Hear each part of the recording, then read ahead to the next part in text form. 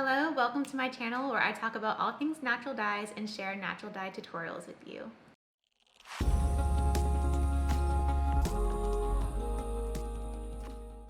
Today I'm going to be showing you how to turn lake pigments or earth pigments into pastels. So these are going to be the chalky, harder pastels, not oil pastels. I'll come back later with a video about how to make oil pastels. My son has commandeered all of the pastels we've been making and I cannot find them. But here's one I was able to find, and it's just a real light blue, pretty color.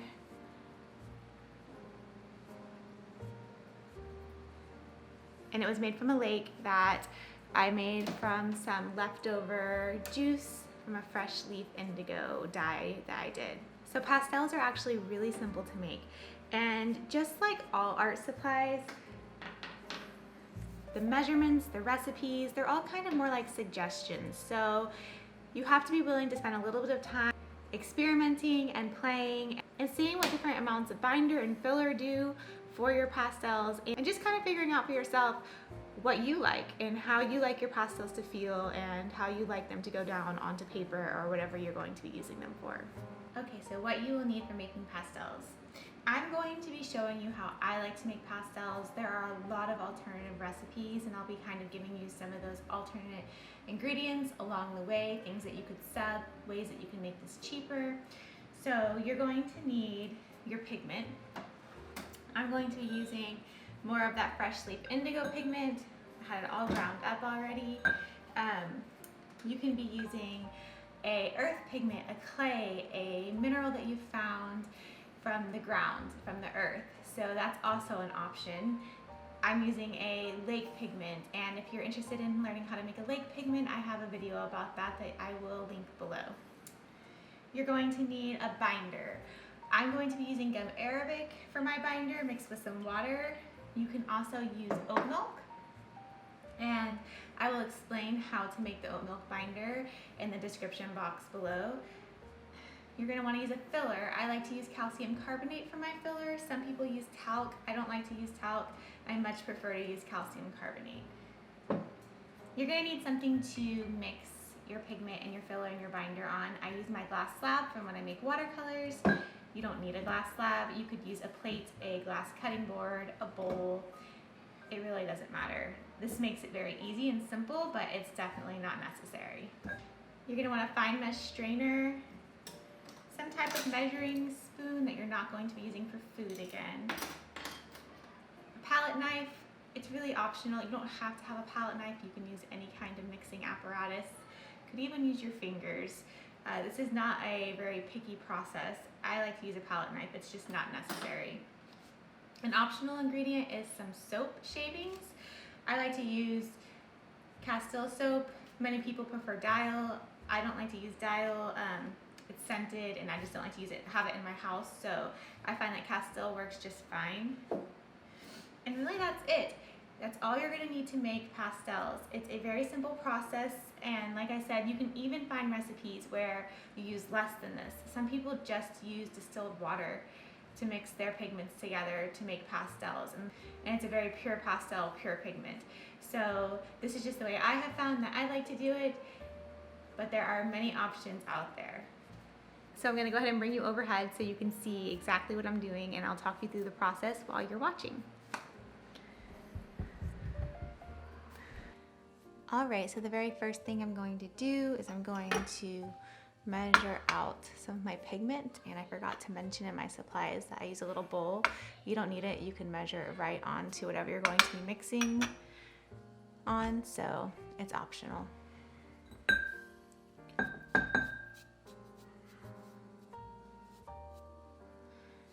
My pigment's pre-ground. If you're grinding pigment, please wear a mask. I didn't mention that either. I'm gonna make a little mini sample today, so I'm just gonna be using a really small amount of pigment.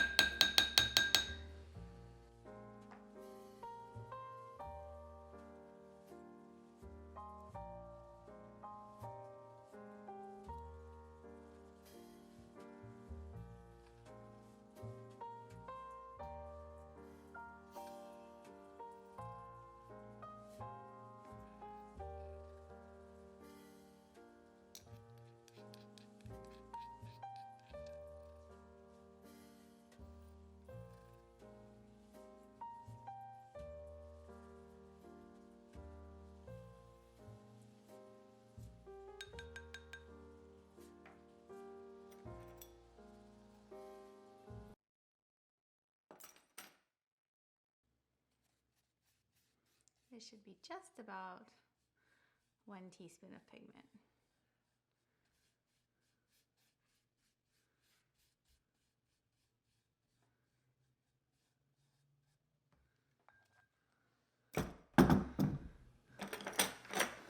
And now I'm just going to sift it, make sure I didn't miss any chunks.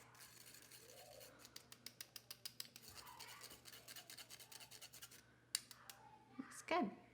I like to add about 1.5 times amount of filler to pigment.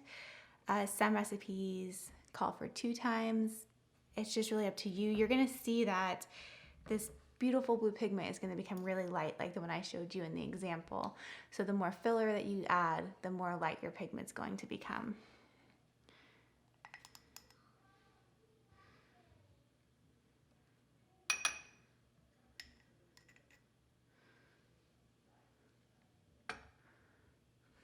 Just give it a good stir.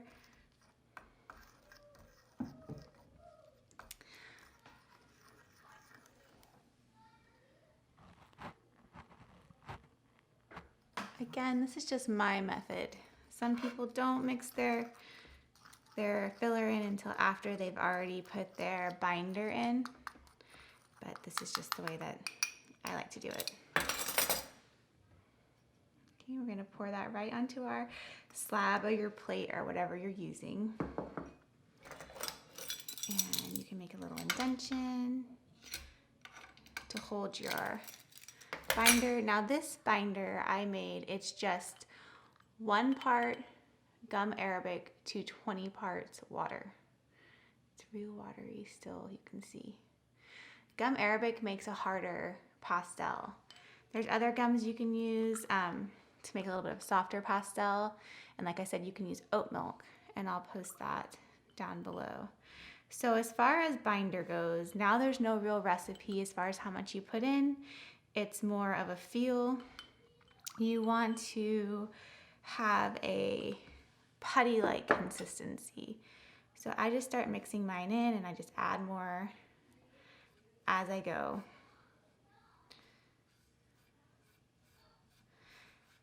Using gum versus just using distilled water or using the oat milk also gives it a bit more of like a sticky feel when you're mixing it and when you're rolling it out.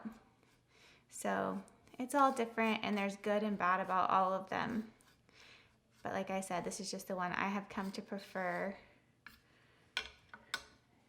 as I've experimented with different binders. It's really easy to over wet a pastel. You really want to just make sure you're pushing and mixing and getting a good feel for what's really happening in there. Sometimes it feels dry, but it's just because it hasn't been mixed quite well enough yet.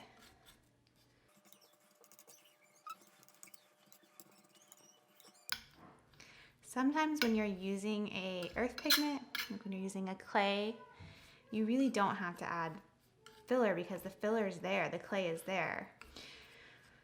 So when you're using an earth pigment, you have the option of just using the binder and then the optional soap flakes. And like I said, some people just use water, which is definitely an option also. Distilled water, if you have it, is best. I'm really liking the consistency of this. I'm gonna go ahead and add in some soap. Some people shave their soap flakes. I'm not so fancy, y'all. I just scrape a little bit on and mush it in.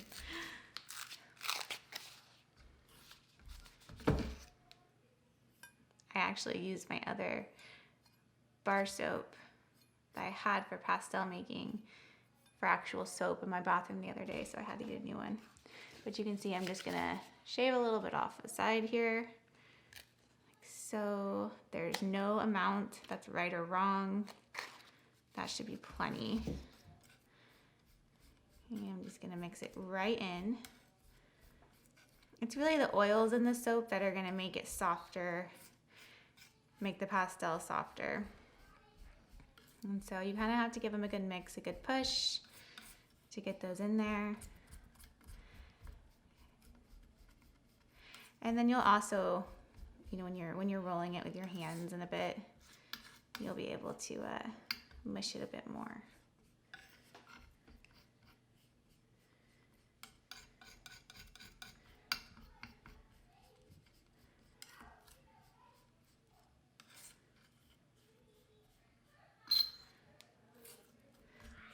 Sometimes the palette knife makes the worst sounds. It's awful. See that? I can't tell if you're overexposed or underexposed right now. We'll just go with that. Okay, I'm liking this. It's feeling good. Maybe a bit dry. When we start to roll it up in our hands, if there's lots of cracks and such, we will know. You roll it. We're gonna take a good look at it after we give it a roll. I'm not seeing very many cracks. It's looking good. Let's see if we can focus you in on that. Don't mind my dye hands. My cuticles are always dyed a different color.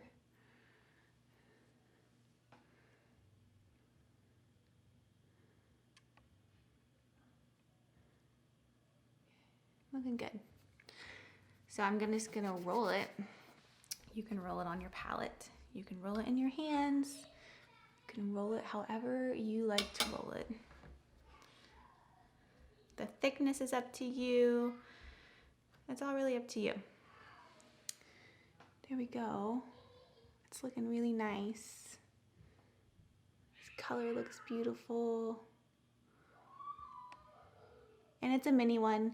You do use quite a bit of pigment when you're making pastels. It's a great way to use up. If you have an overabundance of lakes like me, you might have seen behind me earlier on the counter, I have about 5 drying right now. It's a great way to use your pigments up. My son loves to use these for art. He likes to make them too. I'm just gonna let this dry for about 24 hours now. One thing I found is that if you can create weak spots in your pastels by allowing them to have indentations in them. So the more evenly you roll them, the stronger they're going to be when they dry. But I'm gonna let this one dry for 24 hours. It should be plenty dry by then. Sometimes they take a bit longer, and then you can use them. A few troubleshooting tips are if your pastel is too dry and it does not draw on paper the way that you would like it to, it likely needs more filler, or you can try adding in some soap flakes to soften it up a bit. And if it's real crumbly when it dries, it likely needs more binder. So you can always just re-crush your pastels and add what it needs and re-roll them. They're not wasted if they don't come out perfect. Thank you so much for being here. I hope that this tutorial was helpful to you. If you have any questions, please leave them in the comments below. Hop on over to my Instagram where you can find me at The Barefoot Dyer, and I'm happy to answer questions there as well. Each week I open a question box on Wednesdays for Wonder Wednesdays, where you're welcome to come ask any natural dye related question you might have. I answer as many as I can throughout the day, and if I don't get back to you there, you can always send me a DM. As you can see, I am really close to baby time, so this may be one of my last videos for a little while. I really appreciate everyone's support so far. I've had so much fun meeting some of you in comments and talking to you. I love chatting natural dyes. It's been a joy to connect with some of you all. I hope that you all have a wonderful day.